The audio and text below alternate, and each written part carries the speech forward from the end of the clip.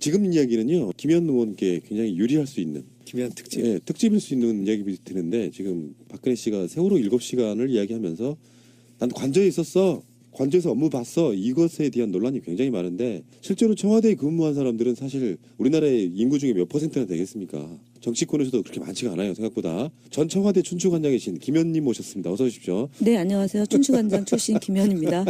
반갑습니다. 네. 그럼 일단 춘추관이 뭐 하는 곳인지 설명 좀 해주십시오. 청와대의 프레스센터예요. 아. 노태우 정부 때 만들었고요. 원래는 그 이전에는 비서실 안에 이제 기자들이 취재하는 공간이 있었는데, 노태우 정부 때 이제 몇 개의 그 비서실과 그다음에 이제 춘추관이 만들어지고요. 지금의 이제 청와대의 모습이 사실상 이전하고 다른, 이제 박정희 때하고 좀 다르고요. 그 노태우 때 이제 건물을 많이 짓고 해서 개축 증축했는데, 개축한 곳이 춘추관이고요. 거기는 이제 기자들 출입하는 공간이고, 그래서 기록을 다룬다 해서 춘추관. 춘추관이 생기기 전에는 기자들이 주로 어디서 대기하고 어디서 취재했나요? 비서실 안에 있었던 걸로 안에? 알고 있어요. 그렇구나. 네. 그래서 전두환 정권 때 이 기자들은 굉장히 혜택을 많이 네. 받다는 설이 있죠. 뭐 네. 저쪽 양천구에 지어진 아파트 또는 뭐 어딘가 송파구에 또 그 아파트 이런데 이제 신원조회를 하면 집 주소를 쓰고요. 자가인지 아니면 전세인지 이런 걸 이제 구분을 하잖아요. 그러면 이제 전세 있는 경우는 불러서 어디 지점을 정해서 오. 알려주면 거기서 집을 사서 이제 그분들이 지금 양천구에 사시는 분 직접 그래요? 예 직접 이제 하신 분. 야, 그러니까 기자들한테 진짜. 그렇게 이제 관리를 했고요. 전두환 정권 시절. 그리고 이제 김대중 대통령 때부터 조금 이제 바른 관계, 이제 공정한 관계로 이제 가려고 틀을 잡았는데, 그럼에도 불구하고 이제 지금 박지원 의원께서 캐시앤 위스키 이제 이렇게 했던 보도가 있었고요. 저희 때 이제 제가 춘추관장 될 수 있었던 이유는 대통령께서 언론과의 관계를 정상화시키겠다는 모토를 걸고 처음에 이제 양폭 금지령 내렸죠. 전체가 양폭 금지령인데 특히 기자들과 풀어서 말씀해 주세요. 양주 폭탄을 마시지 마라. 소주 폭탄까지는 허용하겠다 이제 이랬던 그 이제 일화가 있죠. 그리고 이제 제가 될 수 있었던 건 뭐냐면 골프 금지령. 기자들한테 접대하지 마라. 골프 접대하지 마라. 그러니까 달리 말하면 전통적인 춘추관장 또는 저희 이른바 기자들을 응대하거나 관리하는 방식을 그 총책임자의 상에는 안 맞는 거죠. 거였죠. 어떻게 그 이전에. 보면은. 근데 그래서 제가 될 때 좀 논란이 있었어요. 그때 제 나이가 38 만. 그래요? 네. 오. 그래서 제 수식어가 최초의 여성 춘추관장이고요. 최장수. 춘추관에서 일한 건 4년 4개월이니까요. 예. 중간에 조금 관장은- 다른 얘기로 예. 나갔다가 들어가면 좀 재밌는 건데, 한편에서 보면은 흥미롭기도 하고 한편에서 보면은 부럽기도 하고 한편에서 보면은 결과를 놓고 나중에를 이렇게 볼 때 저런 점 참 괜찮고 비교됐다라고 하는 것 중에 하나가 이 DJ의 인사 방식과 노무현 대통령의 인사 방식에서 아주 큰 차이가 나는 것이 하나 있었어요. 물론 첫 정권 교체고 굉장히 조심스럽고 훨씬 더 보수 세력으로부터 첫 이제 정권 교체가 더 공격을 많이 받아서 그런 것도 있지만, 상대적으로 DJ의 인사 방식이나 인사 풀은 굉장히 우리가 전통적인 의미로 얘기할 때 검증되고 안전하고, 그래서 뭐 나이라든가 스펙 이런 것들이 상당히 올라가 버리고 이런 이미 했던 사람을 다시 쓰고 이런 경우가 있어서, 돌이켜 보면은 그 이후에 DJ에 의해서 예를 들어 어떤 일정한 공직에 발탁이 돼서 그 이후에 새롭게 어떤 정치권에 들어오거나 스타가 된 사람들이 그렇게 많지는 않아요, 상대적으로.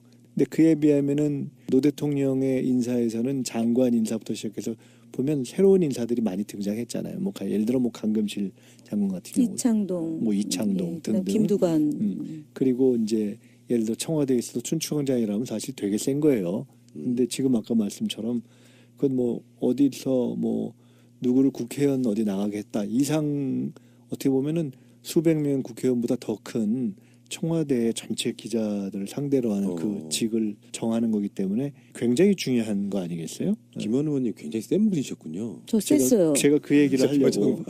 제가 말씀드렸죠. 2002년도에 제가 예. 김민석 의원이 서울시장 출마했을 때 예. 제가 부대변인 했고요. 그때 본부장이 이해찬 선거대책본부장이에요. 그러니까 제가 이해찬 본부장하고 입사 동기예요. 입당 동기. 예.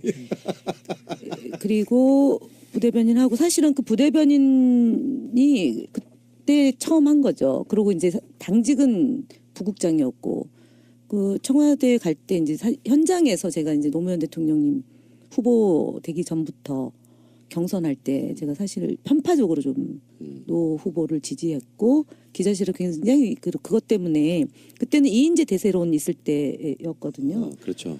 그리고 기자들 중에 노무현 대통령이 후보가 될 거라고 얘기하는 사람은 거의 없었던 시절에 제가 이제 대변실에서 아주 크게 떠들었죠. 그때는 뭐 정동영 측 이제 대리인으로 와 있는 부대변인도 있었고 이인재 측 대리인으로 와 있는 부대변인이 있었는데 저는 부대변인 중에 노무현 측 대리인의 부대변인이 없었어요. 그러니까 부장 부국장 하던 제가 그 현장에서 이제 거의 뭐 선배들하고 맞짱 뜨면서 이제 큰 소리로 했고 그리고 이제 그래서 이제 노무현 대통령이 이렇게 이름을 잘 기억을 못 하세요. 그분이 성과 이름을 잘 바꿔요.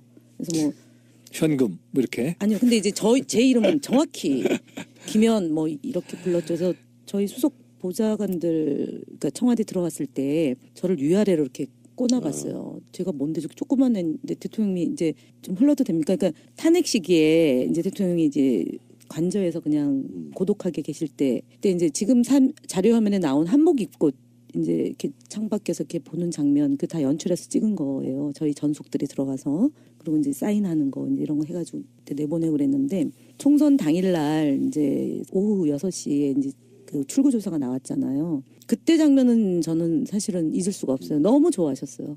진짜로. 150석 넘었던 158석으로 나왔죠. 실제는 3석이었고요.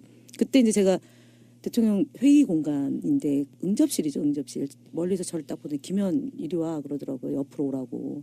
제가 안 갔어요. 그걸 안 간 사람도 아마 전무후무하다는 게 경호실 직원들의 다시 이제 원 주제인 우리가 이제 관저 얘기로 가기 위해서 제가 사실 중간에 아까 잠깐 빠진 이유가 빠지면서 한편으로는 춘추관이 어떤 데인가 하는 것뿐만 아니라 그게 어느 정도의 비중이 있는 데인가는 느낌을 제가 사실은 좀 전달하기 위해서 그랬고 그렇게 DJ와 노 대통령의 인사 스타일에 있어서의 차이가 있었죠. 이제 그렇게 해서 하여간 우리 김현 당시 이제 춘추관장이 이제 탄생을 하게 됐던 겁니다. 그럼 우리 단장님은 청와대에 몇 번이나 가보셨어요? 저는 DJ가 대통령 되시고 나서 소위 당의 총재비서실장이라는 걸 할 때요. 그때 수석회의를 할 때 당의 총재비서실장이 일주일에 한 번씩 가는 게 있었어요. 당 정무수석 이런 거구나. 그래서 이제 그때 하는 동안 좀 갔었고요.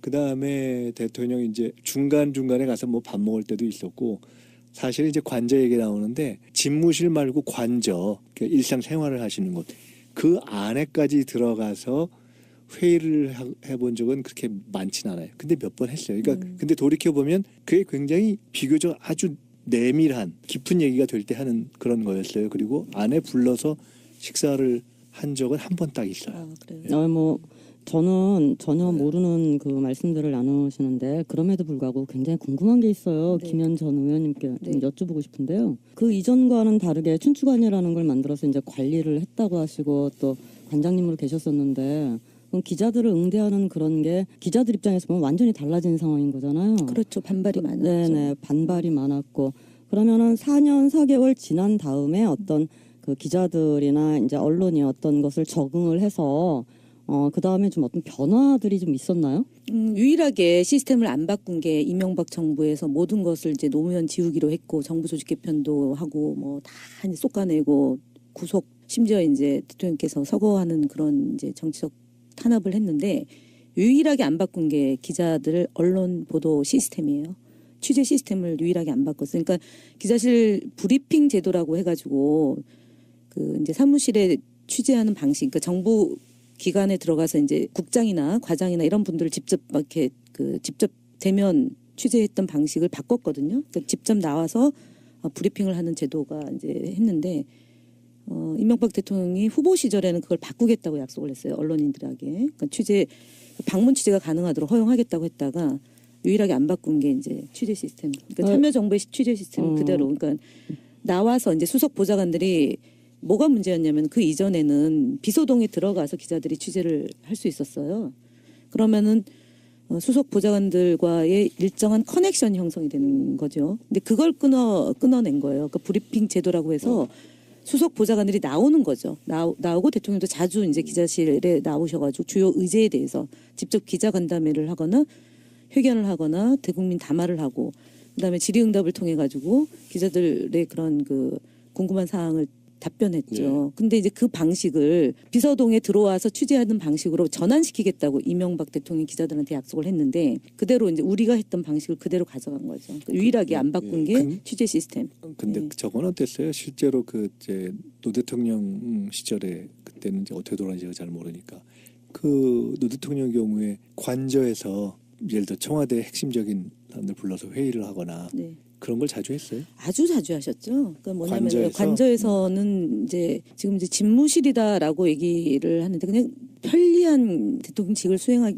때 경호상의 이유, 안전, 그다음에 이제 갑자기 발생할 수 있는 국가 뭐 안보 상황 이런 것들을 대비하기 위해서 관저라는 공간을 청와대 안에 두는 거고 거기서 이제 아침에 그러니까 9시에 이제 수석 보좌관 회의를 하기 전에 일일 상황 점검 회의를 이제 각 수석이 전부가 아니고요. 해당 수석 그다음에 이제 비서실장이 아니고 비서관급 이제 몇 명만 이제 그날 아침에 이제 보도나 그런 내용을 놓고 메시지를 어떻게 할 거냐 이제 물론 그 저희가 그 이지원을 통해서 다 보고는 하지만 직접 보고를 또 드려야 될 상황이 있으니까 아침 식사 후에 이제 또는 뭐 식사를 하면서도 회의를 하는 거고요.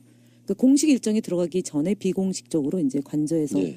미팅을 하는 거죠. 그러면 혹시 김선일 씨 비살 사건 때 청와대 계셨나요? 예, 있었습니다. 그 당시에 지금 최근에 이해찬 총리가 이렇게 공개한 그 당시 대통령 일정표를 보니까 박근혜 씨의 세월호 7시간에 대해서는 기본적인 것은 이거예요. 세월호 7시간은 뭐 자기들이 만들어냈든 뭐 어쨌든 간에 보고는 했는데 서면 보고밖에 없었고 박근혜의 지시사항도 없었다가 이게 핵심이고 노 대통령은 그 당시에 김선일 씨 관련해가지고 다 얼굴 보면서 뭔가를 처리하셨더라고요. 그 당시에 한번 회고 좀 해주십시오.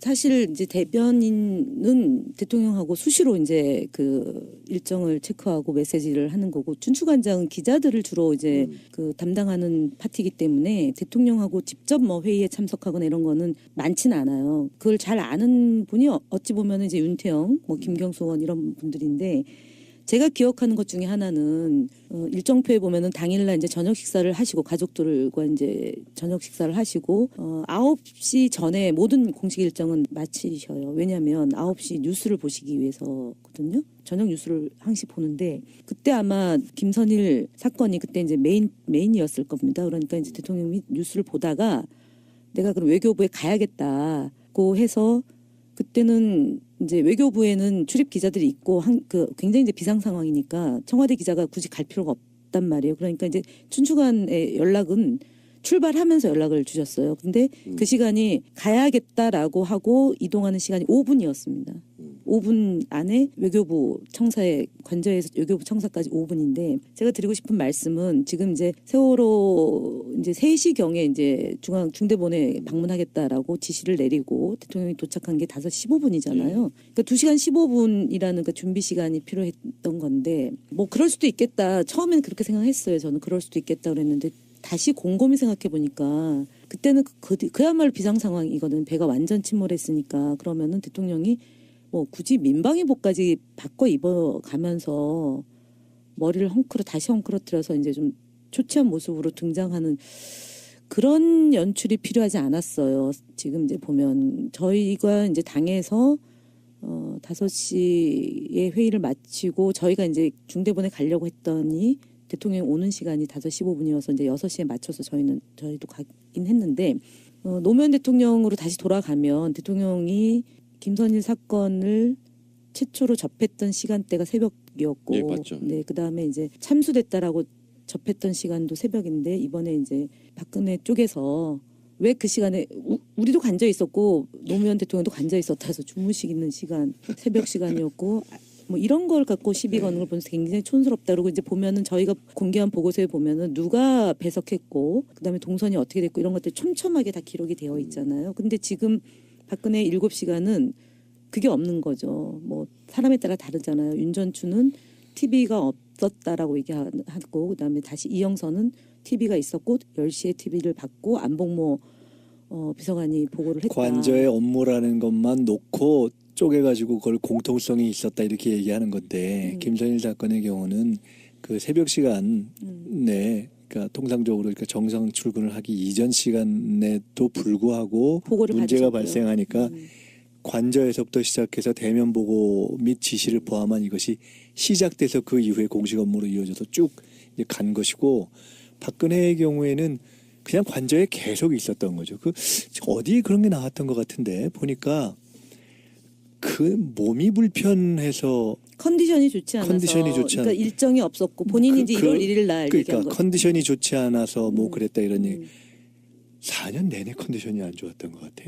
보니까 거의 그러니까 지금 뭐 거기는 늘 컨디션이 안 좋은 대통령이었어요. 그러니까 늘 그렇게 외국 나갈 때를 뭐. 빼고는 그러니까 사실을 제가 이제 그 국회의원 활동할 때 보면 제가 운영 일을 하면은 이제 회의했던 내용을 좀 달라고 하면 제출을 하죠. 그러니까 이제 수석 보좌관 회의, 그다음에 국무회의 이런 거고요. 그다음에 이제 조직도가 있어요. 그러니까 비서실장이 이제 대통령 비서실장 해가지고 쫙 각 수석실별로 해서 이제 근무자들이 이제 명단이 있고 그다음에 군의 전화번호가 있거든요. 그 대외 주의 이렇게 되어 있는 건데 노출을 하지 마라. 그래서 어쨌든 저희는 뭐 기자들한테 저희는 제공을 했죠. 그 안 주면 난리가 났을 때니까 왜 우리가 직접 뭐 들어가지도 못하는데, 그러니까 비서동에 들어가서 취재도 못하는데 적어도 전화 통화는 하면서 취재를 해야 될 거 아니냐. 그래서 저희가 대외주의로 표시되어 있는 청와대 조직도를 이제 기자들한테 제공했어요. 그래서 제가 그 김기춘 비서실장한테 조직도를 달라고 했더니 조직도가 어떻게 나오냐면은 사람 이름 다 땡땡땡 꽁꽁꽁. 그다음에 전화번호 꽁꽁꽁. 그래서 뭐냐 그랬더니 우리는 이것이 대외주의 사항이기 때문에 조직도를 만들지 않는답니다. 그래서 그럼 어떻게 그러면 업무 협조를 하냐. 서로 내선 번호를 알아야지 전화하고 통화하고 그러지 않냐 그랬더니 그냥 컴퓨터에 내장되어 있고 카피해서 볼 수가 없게 되어 있대요. 그래서 기자들이 불만 표시 안 하더냐 그랬더니 기자들이 뭐 아무 얘기가 없다. 그러니까 이 정도로 순치되어 있는, 저는 청와대 기자들이 제가 알던 분도 물론 있습니다. 그러니까 특정하지는 않겠지만 저희 시절에 청와대 출입했던 기자들과 이명박근혜 정부에서 나와서 취재했던 기자들이 이렇게 다를 수 있냐라는 거에 정말 사실 그 비애감이 문제가 있습니다. 있어요. 네. 그게 이제 그 개인에게 문제를 삼을 수도 있지만 또 한편으로는 그렇게 될 때까지의 분위기를 만들고 또 뭐 각종 사에 대한 요청이 있었겠죠. 그러니까 정상적이라면 기자라는 것은 쓰는 사람이기도 하지만 묻는 사람이잖아요. 사실은. 궁금한 거 국민들이 국민을 궁금해하는 건 묻는 사람인데 사람인데 지난번 같은 경우에 박근혜가 갑자기 기자들 불러서 쭉 얘기했을 때 거의 어떻게 보면 정신 나간 할머니가 얘기하는 것처럼 얘기하는데 그거에 대해서 그냥 옮기고 단 한 사람도 사실 제대로 질문 안 했다는 것이 그 대목만 놓고 보면 우리가 박근혜를 비판하지만 참 그 대목은 그 현장에서의 기자들의 모습을 보면서 좀 안타깝대요. 그러니까 사실. 예를 들어서 이제 관저에서 하지 못하게 집무실이니까 직무가 정지되어 있는 사람 공간에 기자들이 못 들어간 것 같죠. 집무실이잖아요. 그러니까 그래서 상춘제라는 곳에서 했는데 그날 특종은 유일한 특종은요. 상춘제를 처음 사용했다. 아 지금까지 예. 4년 동안. 네, 그게 특종이에요. 청와대 출입기자 왈 그렇게 얘기를 했어요. 제 얘기는 뭐냐면 영상도 찍을 수 없고 녹음도 할 수 없고 그 노트북도 쓸 수 없는, 그거는 법정에서 이제 아주 판사에 따라 성격이 다른데 어느 판사는 노트북을 못 가지고 들어오게 하는 판사가 있어요. 그 소리가 다다다다닥 나던 것 때문에. 그 어떤 판사는 이게 재판이 길어지기 때문에 너무 힘들잖아요. 받아 쓰기. 그러니까 그냥 그 수첩에다 받아 적으면 또 다시 옮겨야 되니까. 그래서 노트북을 허용하는 판사가 있거든요. 그런데 여기 이 기자들이 저 직무가 정지된 대통령과의 간담회, 그것도 이제 뭐 비서실장하고 점심 먹기로 되어 있는데 뭐 갑자기 이제 대통령이 나타나서 깜짝 출연해가지고 막 얘기하는데 그거를 허용했다, 간사가 허용했다. 그다음에 기자단이 일동 다 반영했다. 그다음에 첫 번째 1차 간담회 때 녹화 방송했잖아요. 그걸 허용했다는 것에 대해서 저는 너무 사실은 제가 춘추관장 출신으로서 기자들과 비교적 이제 뭐 친하기도 하고 많이 이제 논쟁도 하고 지금도 많이 만나지만 예. 가슴이 아파. 근데 그 와중에 이 지금 박 씨가 무슨 끝장 토론한다고 어제 이야기를 해가지고 제 멘탈마저 다 날아갔죠. 이게 끝장 토론 하는 게 좋겠어요. 끝장 저도- 토론 해가지고 그냥 완전히 그간 남아있는 박사모 이런 개 머저리 같은 것들 다 그냥 좀 뭔가 좀 이렇게 깊은 깨달음을 얻었으면 좋겠어 나는. 아유 박근혜 끝창토론 기대돼 죽겠어요. 그러니까 사실 이 7시간에 가장 심각한 것은 배가 침몰하는데 대통령 모습이 없다는 거죠. 부존한 상태죠. 그다음에 5시 15분에 나타난 거고 김기춘 비서실장이 수석 보좌관 회의를 주재해가지고 그 상황 수습했는데 그럼 대통령이 과연 필요하냐? 저는 뭐 그래서 대통령이 더 이상 이제 필요 없다 탄핵돼야 될 이유 중에 하나가 이제 그거라는 거고요. 그 다음에 TV를 뭐 10시에 봤다, 12시에 봤다, 이제 이것도 오락가락 하는 거잖아요. 어떤 사람은 10시고 어떤 사람은 12시고. 그러니까 청와대 안에서도 지금 이게 지금 입이 안 맞춰지기 때문에 그거 역시도 지금 문제가 심각한 거고. 그 다음에 해경 청장에게 지시를 내려서 총동원하라 그렇게 얘기한 것 자체가 그 지시를 내리게 한 사람도 정말 능지처참해야 됩니다. 해경은 그걸 할 수가 없어요. 왜냐하면 해경은 그런 훈련을 하지 않았어요. 배가 넘어갈 때 구조를 직접 현장에 투입돼서 구조를 하지 않아요. 해군이 들어가거나 아니면은 소방대원이 들어가거나 경찰에서 그런 역할을 했던 UDT 뭐 이런 총동원해서 군을 총동원해서 이제 투입을 해야지만 그것이 가능한데 해경청장한테 지시를 했다? 이 지시를 하게 한 사람이 누구인지도 밝혀내야 됩니다. 네. 그러니까 세월호 사건은 뭐 저희들이 전 세계에서 제일 많이 다룬 팟캐스트이기 때문에 네. 전체 큰 얼개로 보면요. 세월호 7시간에 대한 부분은 박근혜 쪽에서 나오는 모든 메시지는 사실상 거짓말일 가능성이 높아요. 7시간 동안 아무것도 하지 않은 거를 시간대별로 맞추려고 하니까 거짓말이 생기는 거고요. 야권의 이제 기본적인 의심은 시술 받고 프로포폴 같은 약품 맞고 사실상 자고 있는 상태 아니었냐 이런 거고 저쪽에서 나오는 모든 김장수나 윤전추나 이영선의 말들은 깨어 있었다를 계속 증명하려고 하는 그 싸움인데요. 거기다가 이제 열받는 게 정말 너무나도 잘한 노무현 대통령을 끌고 들어가서 노무현 대통령도 관저에서 이런 거 한 적이 있지 않느냐라고 일배 수준이에요 하게 되는 지금. 거죠. 응대 자체가 일배 수준. 물론 일배 뒷배도 지금 청와대에서 네. 봐줬다고 하는데 그 말이 돼요. 일배는요 국정원이에요. 국정원의 배우예요. 저희가 그 일베에서 그 활동했던 사람들을 국정원이 국정 공간에 초대해서 밥도 먹이고 그렇죠. 책도 주고 시계도 주고 절대 시계 주고 그래서 자랑해서 그 갔던 걸 자랑해서 일베 사이트에 올리고 버스 타는 장면 찍고 이랬던 거잖아요. 그러니까 일베 저장소의 배우는 저는 국정원이라고 보고 그 국정원의 또 배우 중에 그러니까 국정원이 관리하는 잡지 그다음에 홈페이지 이런 것도 있어서 제가 그것도 뭐 밝혀내고 싸우다가 결국 국정원한테 많이 당했는데 뭐 많이 했죠. 근데 지금은 국정원이 손을 놓고 있는 것 같습니다. 그러니까 저렇게 헌법재판소 대응을 저렇게 하는 게 예. 그나마 이제 국정원이 좀 정상적으로 작동이 되면 정부 국가 대통령의 직속기관 아닙니까? 그 직속기관으로서 그러니까 소위 정보도 수집하지만 방향을 제시하는 기능도 있어요. 국정원이 아무리 직무가 정지됐다 하더라도 최소한 해야 될 일은 대통령을 보좌하는 기능, 그다음 직속 기관으로서의 그 기능을 하려면 저렇게 대응하는 것은 안 된다라고 해야 되는데 국정원조차도 지금 손을 놓고 있는 게 아니냐는 게 제가 보는 최근에 이런 대응하는 논리를 보면서 김현 의원님의 국정원에 지키신 분이라 한이 많으시고요. 저런 면에서 우리랑 결이 같아요. 우리도 늘상 일베는 국정원의 사실상 실소유다라고 보는 입장이거든요. 그런 사이트가 필요했고요. 어그로도 끌어야 되고. 행변도 그렇습니다. 네. 행복한 사회를 위한 변호사 모임도요. 국정원이 관여돼 있어. 왜냐면은 대리기사 폭행 사건 때 또 그 연관이 있거든요. 예, 그러니까 제가 보니까 기승전 그러네. 국정원이에요. 예. 그리고 김기춘이 대공정보국장 출신이잖아요. 70년대 후반에. 그리고 김기춘이 집을 507-5 번지 집을 소유하게 된 게 77년도예요. 그때 국정원 국장으로 있을 때예요. 그리고 여당의 모 인사의 집이 그 평창동인데 그 아버지가 그 집을 안기부에 그렇죠. 직원한테 주고 그 수원으로 옮기잖아요. 거기에 칼기폭파범 김현희와도 연관되어 있고요. 그 집이 안 갑니다. 안 가. 그러면 저 의원님, 그러면 우리가 국정원 특집을 한번 하시죠. 조만간. 이거 좋습니다. 중요해요. 네. 대선 전국에서. 네. 박근혜 관저 정치 말도 안 되는 소리를 지금. 혼자 밥 먹는데 무슨 정치입니까? 네, 그러니까요. 정치는 여러 사람이 모여서 네. 소통하고 공감 나누는 건데 혼밥적이 무슨 정치입니까? 혼밥정. 이분이 진짜 드라마나 네. 그 연예인들은 좋아하는 게 맞아요. 힐링 캠프 찍을 때 그때 이제 작가들이 질문할 그 거 얘기 들으셨어요? 네, 20개 질문과 답변 항목이 있는데 하나도 안 틀렸어요. 그때. 그래가지고 그게 저희 쪽에 지난번 대선 때 얘기. 예, 알죠.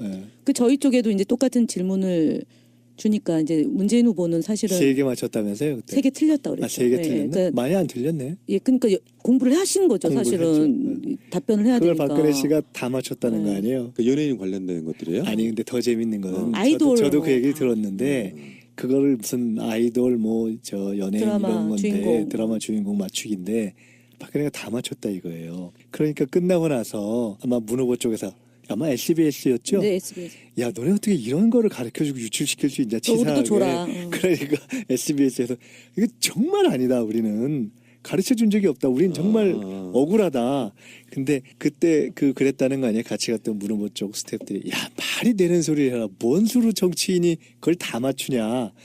그리고서 너네들이 분명히 뒤로 흘렸지. 빼준 거다. 그러고 몇 년이 지나서 이번에 전체 이걸 보고 나서 그거 자기 실력으로 맞췄네. 그러니까 박근혜 씨가 내공이 있는 사람이에요. 지극한 자기 한류- 실력이 있어. 한류 그럼요. 매니아였습니다. 창조 경제 그래서 이제 예. 그것만큼은 자기 실력으로 다 맞췄다. 그래서 저는 이거를요. 3S 스크린 스포츠 섹스 이게 전두환 정권의 3S 정책이었잖아요. 네. 박근혜 대통령이 전두환하고 사이가 나빠졌잖아요. 그러니까 네. 나빠진 것에 대한 기억을 분명히 해요. 응징을 해요. 네. 그리고 그 시절에 어떤 일이 벌어진 것에 대한 기억을 굉장히 이제 반추하는 분이거든요. 그거는 이제 이경재 씨와의 인터뷰를 보면 알잖아요. 신의를 저버린 네. 사람은 용서할 수 없다. 뭐 그리고 아버지의 5.16 혁명을 다시 복원하기 위해서 대통령 뭐 약간 정치 시작했다 이런 내용들이 다 그때 나오잖아요. 저는 그래서 저분이 드라마 보고 연예인에 대한 그 기억과 이걸 기록한 수첩에다 메모해서 꼭 외웠을 것 같은데 그 3S 정책을 지금 박근혜 정부가 한 거 아니냐, 정권이 한 게 아니냐. 킬링 캠프가 아마 바쁜 벌꿀 이야기 나왔던 바로 그 프로그램이었을 거예요 아마. 네.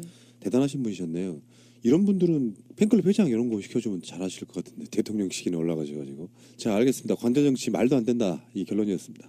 근데 저는 부대변인 중에 노무현 측 대리인의 부대변인이 없었어요. 그러니까 부장, 부국장 하던 제가 그 현장에서 이제 거의 뭐 선배들하고 맞짱 뜨면서 이제 큰 소리로 했고 그리고 이제 그래서 이제 노무현 대통령이 이렇게 이름을 잘 기억을 못 하세요. 그분이 성과 이름을 잘 바꿔요.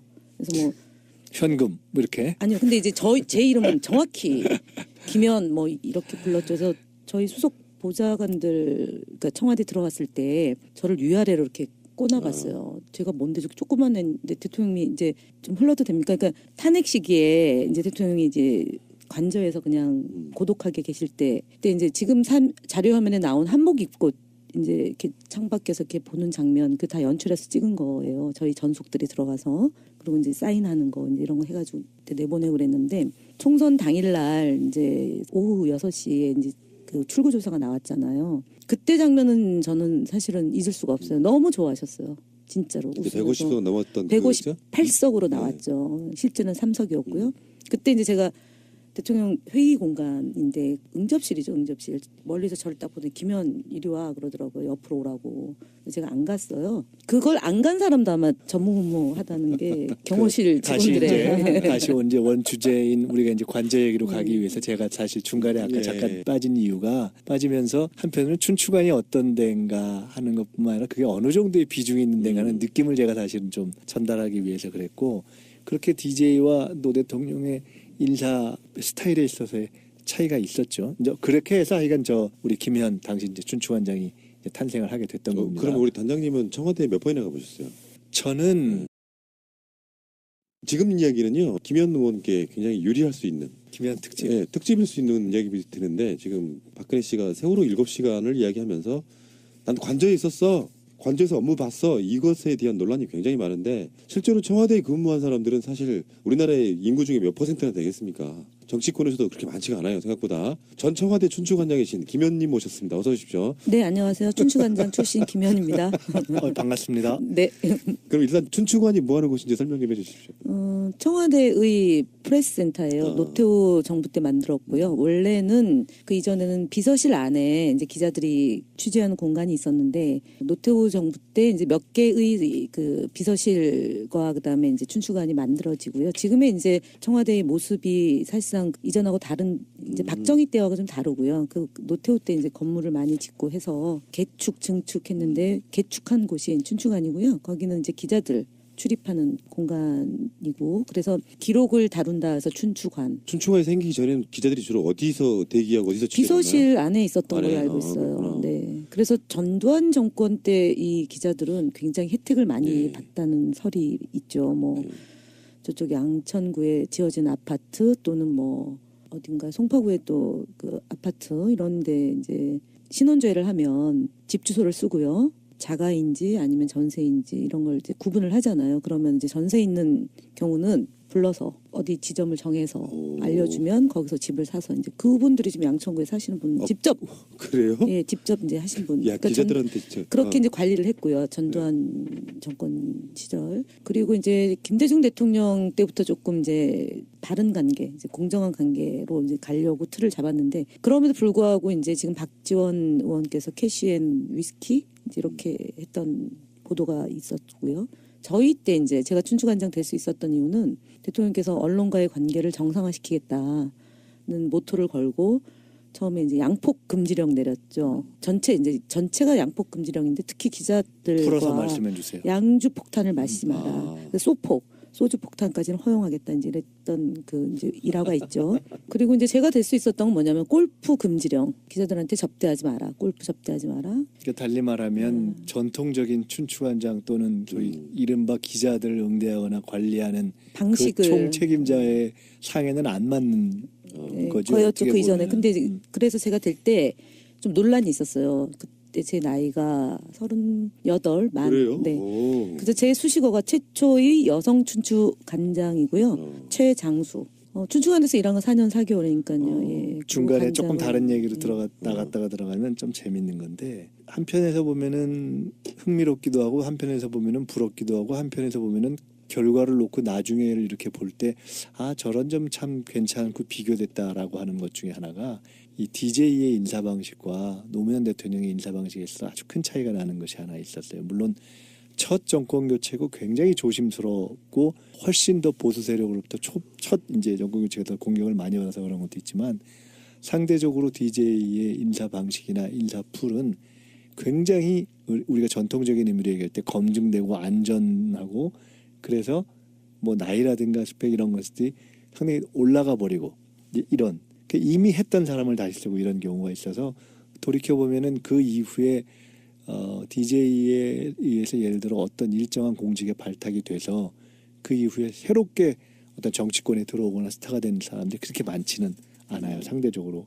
근데 그에 비하면은 노 대통령의 인사에서는 장관 인사부터 시작해서 보면 새로운 인사들이 많이 등장했잖아요. 뭐 예를 들어 뭐 강금실 장관 같은 경우, 이창동, 뭐 이창동 예, 그다음 등등. 김두관. 그리고 이제 예를 들어 청와대에 있어도 춘추관장이라면 사실 되게 센 거예요. 근데 지금 아까 말씀처럼 그건 뭐 어디서 뭐 누구를 국회의원 어디 나가게 했다 이상 어떻게 보면은 수백 명 국회의원보다 더 큰 청와대 전체 기자들을 상대로 하는 그 직을 정하는 거기 때문에 굉장히 중요한 거 아니겠어요? 김원 의원님 굉장히 센 분이셨군요. 저 셌어요. 제가 그 얘기를 하려고. 제가 말씀드렸죠. 2002년도에 제가 예. 김민석 의원이 서울시장 출마했을 때 예. 제가 부대변인 했고요. 그때 본부장이 이해찬 선거대책 본부장이에요. 그러니까 제가 이해찬 본부장하고 입사 동기예요. 입당 동기. 예.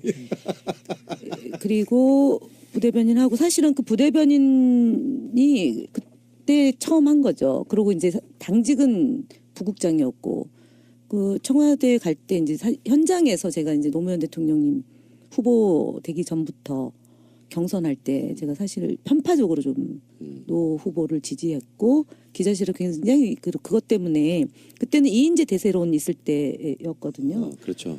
그리고 기자들 중에 노무현 대통령이 후보가 될 거라고 얘기하는 사람은 거의 없었던 시절에 제가 이제 대변실에서 아주 크게 떠들었죠. 그때는 뭐 정동영 측 이제 대리인으로 와 있는 부대변인도 있었고 이인재 측 대리인으로 와 있는 부대변인이 있었. DJ가 대통령 되시고 나서 소위 당의 총재비서실장이라고 할 때요. 예. 그때 수석 회의를 할 때 당의 총재비서실장이 일주일에 한 번씩 가는 게 있었어요. 네. 네. 당 정무수석 이런 거구나. 그래서 네. 이제 그때 하는 동안 좀 갔었고요. 그 다음에 대통령이 이제 중간중간에 가서 뭐 밥 먹을 때도 있었고 사실 이제 관저 얘기 나오는데 집무실 말고 관저 일상생활을 하시는 곳 그 안에까지 들어가서 회의를 해본 적은 그렇게 많진 않아요. 근데 몇 번 했어요. 그러니까 근데 돌이켜 보면 그게 굉장히 비교적 아주 내밀한 깊은 얘기가 될 때 하는 그런 거였어요. 그리고 안에 불러서 식사를 한 적은 한 번 딱 있어요. 아, 그래요. 뭐 저는 전혀 모르는 그 말씀들을 나누시는데 그럼에도 불구하고 굉장히 궁금한 게 있어요. 네. 김현 전 의원님께 네. 좀 여쭤보고 싶은데요. 그 이전과는 다르게 춘추관이라는 걸 만들어서 이제 관리를 했다고 하시고 또 관장님으로 계셨었는데 그럼 기자들을 응대하는 그런 게 기자들 입장에서 보면 완전히 달라진 상황인 거잖아요. 그렇죠. 반발이 많았죠. 네네, 반발이 많았고 그러면은 4년 4개월 지난 다음에 어떤 그 기자들이나 이제 언론이 어떤 것을 적응을 해서 그 다음에 좀 어떤 변화들이 좀 있었나요? 유일하게 시스템을 안 바꾼 게 이명박 정부에서 모든 것을 이제 노무현 지우기로 했고 정부 조직 개편도 하고 뭐 다 쏟아내고 구속 심지어 이제 대통령께서 서거하는 그런 이제 정치적 탄압을 했는데 유일하게 안 바꾼 게 기자들 언론 보도 시스템이에요. 취재 시스템을 유일하게 안 바꿨어요. 그러니까 기자실 브리핑 제도라고 해가지고 그 이제 사무실에 취재하는 방식, 그러니까 정부 기관에 들어가서 이제 국장이나 과장이나 이런 분들을 직접 이렇게 그 직접 대면